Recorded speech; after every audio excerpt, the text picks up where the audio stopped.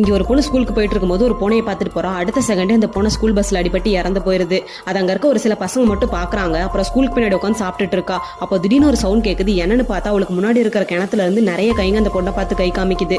இவ பயந்துட்டு உடனே அங்க இருந்து எழுந்து வந்துடுறா. அப்படி வந்துட்டு இருக்கும்போது என்னோட உடம்ப கண்டுபிடிச்சு கொடுங்க அப்படின்னு சொல்லிட்டு ஒரு சின்ன பொண்ணோட வாய்ஸ் இவளுக்கு கேக்குது.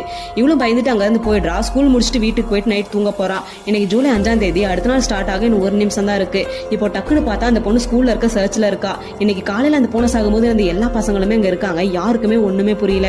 அங்க ஒரு சவப்பெட்டி இருக்கு. அப்போ அப்படியே ஒவ்வொருத்தரா அந்த போய் சாவடிக்குது. இந்த பொண்ணுமே செத்துடுறா. இப்ப அந்த பொண்ணு பயத்தோட எழுந்து பார்த்தா இது ஒரு கனவு மாதிரி இருக்கு. ஆனா கிளாக்ல பார்த்தா அதே ஜூலை 5ஆம் தேதி போட்டிருக்கு. ஆனா இதை கவனிக்காம ஸ்கூலுக்கு போயிடுறா. அங்க போனா அதே மாதிரி அந்த பொண்ணுக்கு ஆக்சிடென்ட்டும் ஆயிடுது. இப்ப என்ன நடந்துட்டு இருக்குன்னா அவங்க எல்லாருமே ஒரு பேய்கிட்ட மாட்டிக்கிறாங்க. ஒரு உடம்ப தனித்தனியா பிச்சு அந்த ஸ்கூல்ல மறைச்சு வச்சிருக்காங்க. அந்த பாடி பார்ட்ஸை கண்டுபிடிச்சு பிக்ஸ் பண்ணணும். அப்படி பிக்ஸ் பண்ணலன்னா இவங்க எல்லாருமே அந்த பேய் கொடூரமா கொண்டுரும். ஆனா இது ஒரு லூப்ல நடந்துட்டே தான் இருக்கும். இவங்க பாடி பார்ட்ஸை கண்டுபிடிக்கிற வரைக்குமே இது ரிப்பீட்